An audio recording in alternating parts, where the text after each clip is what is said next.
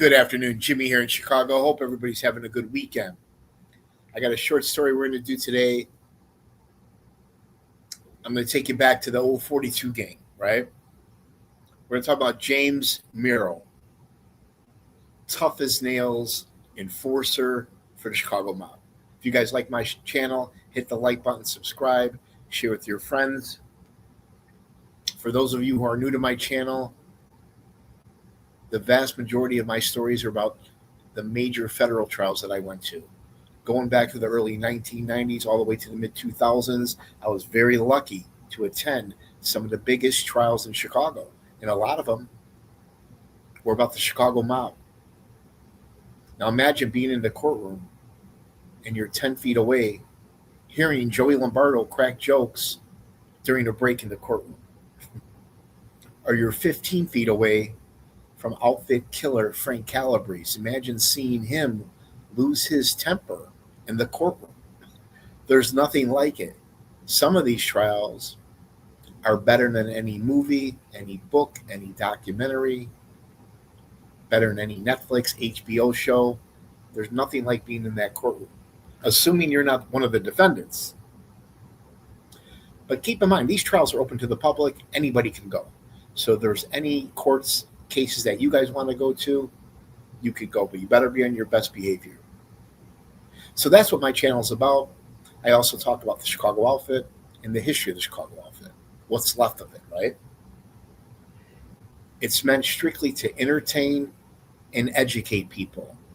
If there's any videos that offend you, or if I mispronounce somebody's name, or if I get something wrong, let me know in the comments, and with one push of the button, I can edit it or delete it. That's it. So let's get into it. We're going to talk about Cowboy, James Jimmy Mirro, tough as nails, enforcer for the Chicago mob. He hung around in the Grandin Damon neighborhood near West Side, same neighborhood that I hang out in. Now, he got the nickname Cowboy from Tony Accardo and Sam Giancana because he was somewhat of a wild card for the Chicago outfit, unpredictable and very dangerous. Just to earn that nickname Cowboy, you can imagine the character traits of this man. That was his nickname, Cowboy. Mirro loved to drink, big time drinker, and very, very social. Not every wise guy drinks. Most of the wise guys are kind of on the quiet side, especially if you don't know them. But Mirro was a big time drinker and very sociable. I heard he was also an excellent cook. He was married to a German woman, and she was a wonderful cook as well.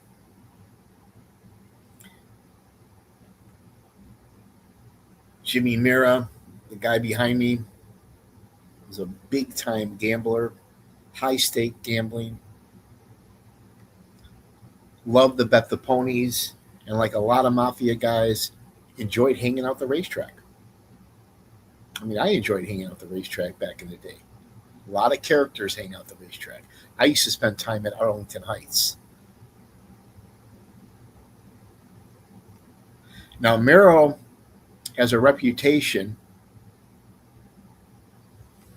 of high-speed chases with the cops, right? One of the best wheelmen in the Chicago mob. Chicago outfit had a lot of great wheelmen, right? Guys like Wings, Little Jimmy. You had Ronnie Jarrett. He used to drive for the Hook.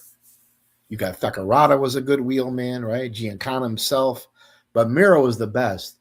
He would lead these cops in high-speed chases, and usually they would end in either shootouts or fistfights. Now, Mirro was a top lieutenant for Chicago mob boss Sam Giancana. Now, during his heydays, say between 1950s and 1970s, this is probably the most powerful organized crime family in the country.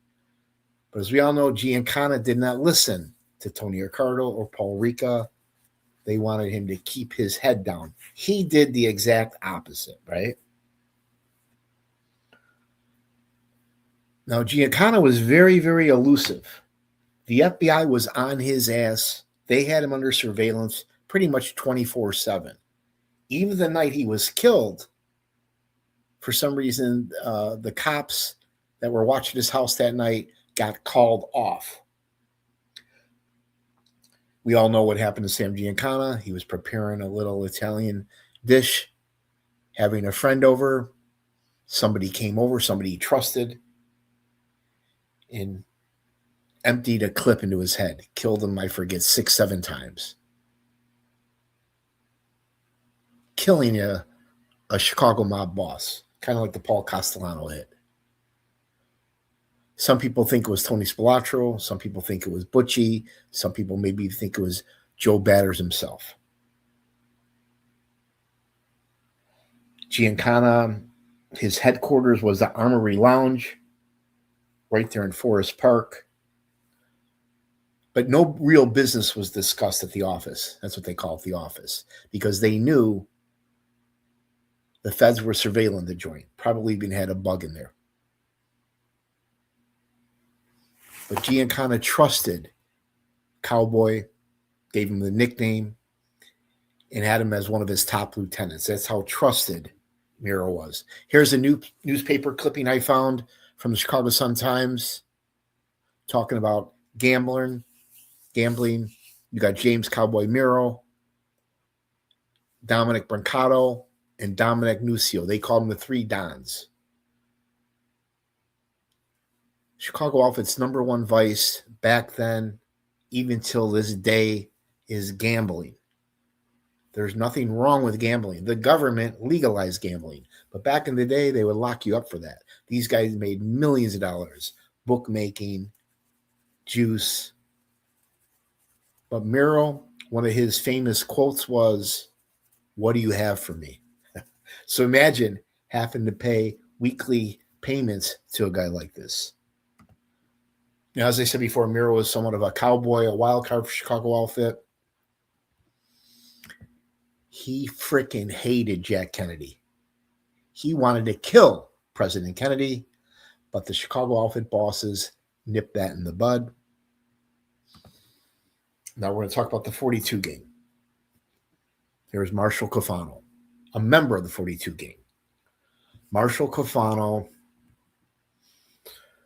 oversaw Las Vegas for many years, worked with Paul Ricca, did a lot of time in prison. He got convicted from extorting an oil man for about $60,000, spent some time in prison. While he was in prison, he met this freaking lowlife, Alva Rogers. Alva Rogers testified in 2007. I actually seen him. He was an old man, a career criminal. He testified that when he was locked up, Marshall told him, when you get out, you can go work for Joe Lombardo on the West Side. That's exactly what he did. But the main reason Alva testified at the Family Secrets trial, he claims, if you believe him, he overheard Joe Lombardo telling his friends why they were golfing, that son of a bitch isn't going to testify now, is he? Meaning, he was talking about referencing the murder of Danny Seaford. According to Alva Rogers, he overheard Joe Lombardo saying that. I certainly did not find that credible. It was hearsay. A guy like lowlife like Alvin Rogers, like Lenny Patrick, they would say anything to save their own ass. But some of the members of the 42 gang, we'll talk about real quick. I mean, I'll put this gang up against anybody. These guys were the strongest. I'd put them against any gang up in New York, the Purple Gang, the Rampers, Dutch Schultz Gang, the Westies, the Harlem Gang. I'll put these guys up against anyone. You had heavy, heavy hitters like Sam Giancana, Sam Teeth Battaglia, Cockeye Louis Frotto, Milwaukee Phil Al Doricio, Mad Sam DeStefano, Chucky Nicoletti, Fifi Buccieri, Frankie Caruso, William Potatoes, Cesar DeVarco, Marshall Cofano, as I mentioned, Mario DeStefano, Cowboy, and several others. Now, these guys Now, some of these men, referring to the 42 gang, were extremely smart. They had photographic memories and never wrote anything down, never took any notes. Almost all of them were unschooled. Some of them didn't even go to fucking high school, but they learned real fast how to wear a suit and interact with so-called educated businessmen and politicians. And the smart ones made millions of dollars, not only in the rackets, but in legitimate companies as well.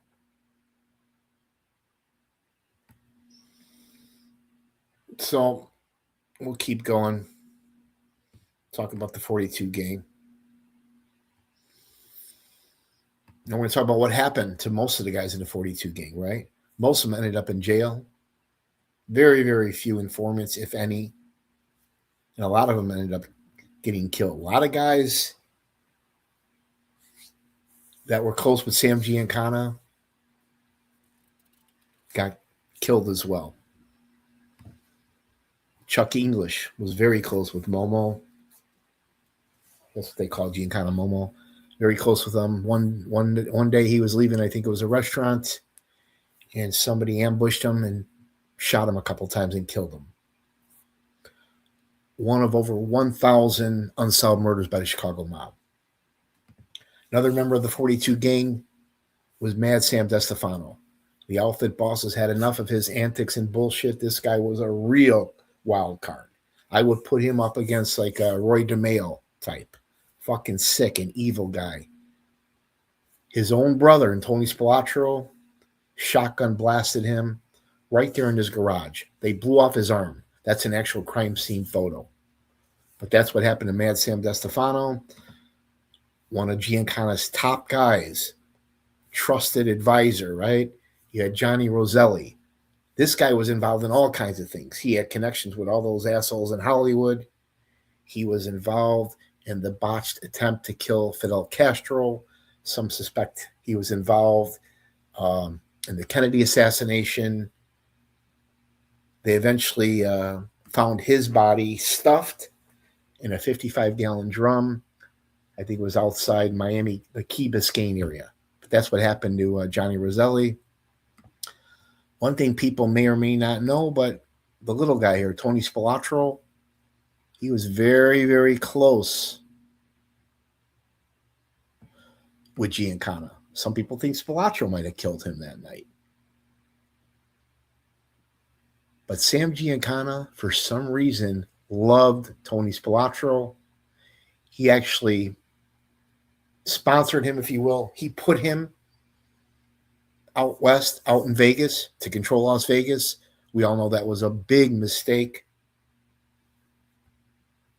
And another close friend, ally of Sam Giancana, Tony Spilotro. We all know 1986, him and his brother Michael were lured to a house in Bensonville. I will never, ever forget being in the courtroom, hearing government star witness, that coward Nick Calabrese, testify in great detail how the Spilotro brothers were lured to that house in Bensonville and how they were brutally beaten and stomped to death. We'll keep going. Close friend of Mirro and another member of the 42 gang, Charles Nicoletti. You could do a whole book on this guy. Actually, I'm going to dedicate a story to Charles, the typewriter. He was one of the alleged shooters in the Kennedy assassination. Some people think he was one of the men at the grassy knoll. I'm not sure if I believe that, but some people think that. This guy killed a lot of people in his day. He had a very dangerous man, very close reputation. And he was very, very close with Jimmy Mirro. Sadly, Charles Nicoletti took a ride with some people he trusted, and they shot and killed him in the back of the head. Shot him in the back of the head and killed him. Prime suspect was Harry Allman, but they were never able to prove it. So Nicoletti, another member of the 42 gang that was killed, and over 1,000 unsolved murders by the Chicago outfit. Now, Mirro had, as you can see, a lot of good friends. One of his friends My favorite mob guy, Rocky and Felice. He was very close with Cowboy. Rocky would have been, I think, a little bit younger than Mirro. But Rocky and Felice got indicted during the Good Chip Lollipop trial. That's where that lowlight B.J. Jehoda testified against him. They basically convicted him for allegedly killing that bookie, Hal Smith.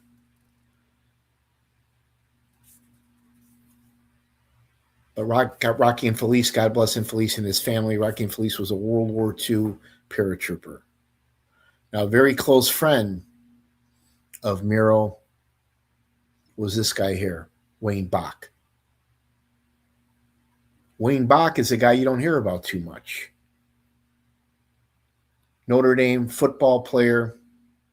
My family knew his family. When I was a kid, I knew of his reputation. I remember my mom and aunts telling me that his wife's house had all kinds of fancy furniture and knickknacks in it.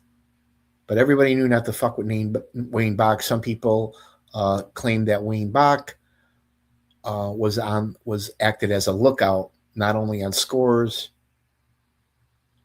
heavy work, or when the bosses had meetings. Wayne Bach was also very close with Jerry Scalise and Frankie Schweiss. But I'm bringing up Wayne Bach because he was very good friends with James Mirro. Now, another good friend of Cowboy Mirro, I mean, you can see how popular this guy was Scalise, Jerry Scalise. Now imagine, back then, there were only a few men that knew the whereabouts of the boss of the Chicago mob, referring to Sam Giancana. Because Giancana was so elusive and he knew the FBI was on him, he had his top lieutenant, James Mirro, and Scalise. They were assigned the task of moving all Giancana's cars. And Scalise did it flawlessly without ever having any issues.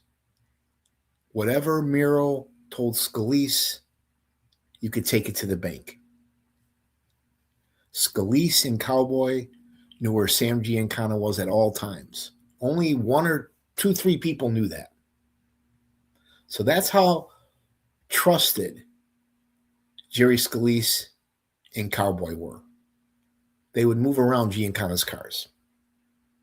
Just a little tidbit for you guys. Now, coming up, I'm working on some interviews, trying to get Rico Panoni on United States martial arts champion. He trained with Bruce Lee. He worked for John DeArco in the First Ward. He had a restaurant called Rico's on Taylor where all the big shots hung out. He provided security for Led Zeppelin and all the major rock bands in the 80s. So we're going to have Rico on. We're going to try to get into a studio and talk about his book, his project that he's working on. His stories are platinum. I'm also working on interviewing some family members and friends of Harry Alleman, guys that grew up with Harry. They're going to tell you personal neighborhood stories you've never heard before. On the other side of Harry, what he was like, how many people he helped. We're going to hear about the good side of Harry Alleman. And I'm going to finish up my story on ATM. A Chicago outfit crew, a smaller crew. I'm not going to mention their names right now. They robbed this drug dealer. They robbed this drug dealer maybe 5-6 times a year. Every time they robbed him, he always had hundreds of thousands of dollars on him. So they would refer to him as ATM. And I'm going to do a story about Jimmy Boy Kozo. You don't hear about Kozo anymore. Kozo was one of those guys, very powerful union official, made a lot of money, and kept his nose clean. His family is a legend in the Grand Avenue neighborhood. We're going to talk about Jimmy Kozo and how when Joe Lombardo went to prison during the strawman indictment, how Jimmy Boy took over the Grand Avenue crew.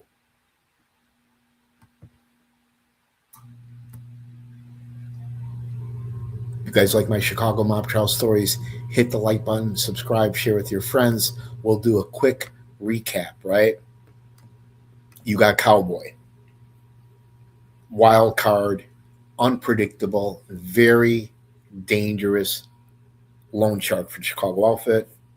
Got the nickname Cowboy. Loved to drink, loved to cook, loved to gamble, loved to hang out the racetrack. Known for high speed car chases, fights with the cops. This was a man that wouldn't go quietly. Top lieutenant for Sam Giancana. I mean, that says it all. Ran some gambling operations for the Chicago outfit. Wanted to literally kill Jack Kennedy, but the outfit bosses nipped that right in the bud. Member of the 42 gang, Marshall Cafano. We're going to do a story on him. Chuck English got hit. Mad DeStefano shot and killed, blew off his arm. Johnny Roselli ended up in the Atlantic Ocean. Little Spilotro got killed. All the people close to Giancana got killed, including Charles Nicoletti. Mirro was good friends with Wayne Bach, good friends with Rocky and Felice, and Scalise. If you guys like my Chicago channel, hit the like button. I got some hats I'm rocking too. Let me show you this real quick. Grand Avenue, Cicero, Elmwood Park, Taylor Street. They're embroidered. They're fitted. Also got shirts. Wild bunch, right? You got Harry Allman, Scarpelli, Jimmy I, Scalise, Butchie, and Tony Borsellino. 2 of them were killed. 1 committed suicide. 1 died in jail. Jimmy I died of natural causes. And Scalise is still alive, one of the last Mohicans. Everybody have a nice weekend. Stay safe. And for you haters out there, put out that fucking cigarette. Grab the old lady, get her ass off the couch, and take her to go play bingo. Ciao.